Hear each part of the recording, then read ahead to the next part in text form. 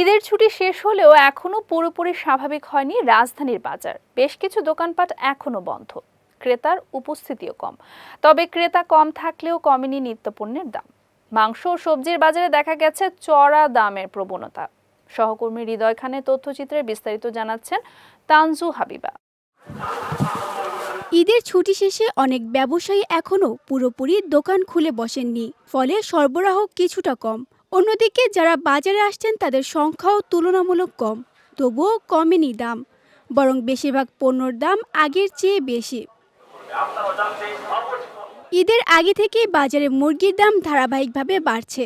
সপ্তাহের ব্যবধানে মানভেদে কেজি প্রতি মুরগির দাম প্রায় ৩০ থেকে ৭০ টাকা পর্যন্ত বেড়েছে। বিক্রেতাদের দাবি, জ্বালানি তেলের দামকে কেন্দ্র করে পরিবহন খরচ বেড়ে যাওয়ায় মুরগির দামও বেড়েছে। বাজার দাম ভাই অনেক বেশি। বর্তমানে মনে করেন ঈদের আগে যে মুরগির দাম ছিল ৩৪০ টাকা ৫০ টাকা, বর্তমানে এই মুরগি ৩৮০ টাকা পাইকারি কিনা লাগে, বুঝছেন। কারণ কাস্টমার পাবলিক আইসা মনে করেন যে দাম দেখে মাথায় হাত।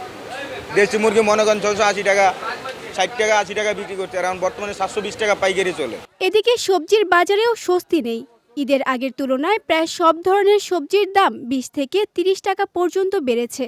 বিক্রেতারা বলছেন সরবরাহে কিছুটা ঘাটতি হওয়ায় পাইকারি বাজারেও দাম কিছুটা বাড়তি। এখন টমেটো ধরেন ৩০-৪০ টাকা কেজি, তারপরে শসা আছে ৬০ টাকা কেজি, করলা আছে ৮০ টাকা কেজি, পটল আছে ৬০ টাকা কেজি, বেগুন আছে ৬০ টাকা ৫০ টাকা কেজি। ঊর্ধ্বমুখীর বাজারে দিশেহারা বিক্রেতারা। তাদের দাবি, সরকার বাজার মনিটরিং করলে স্বস্তি মিলবে খুচরা বাজারে। বাজার তো আগুন ভাই, এভাবে হইলে কিভাবে চলবো? মুরগি কেজি ৪৫০ টাকা, গরু গোস্ত ৮৫০ টাকা কেজি, মানুষ খাইব কি? এই যদি হয় এখন অবস্থা, ঈদের সময় যা ছিল ছিল, কিন্তু এখন তো ঈদ নাই। এরপরও যদি বাজারের এই অবস্থা হয়, তো মধ্যবিত্তরা তো শেষ, আর গরিব মানুষের তো কোনো কথাই নেই। ঈদের পরে বাজার যেটা দেখলাম, দামটাম আসলে আগের মতন, ঈদের মতন, ঈদ একটু বাড়ছিল যেরকম ওরকমই আছে।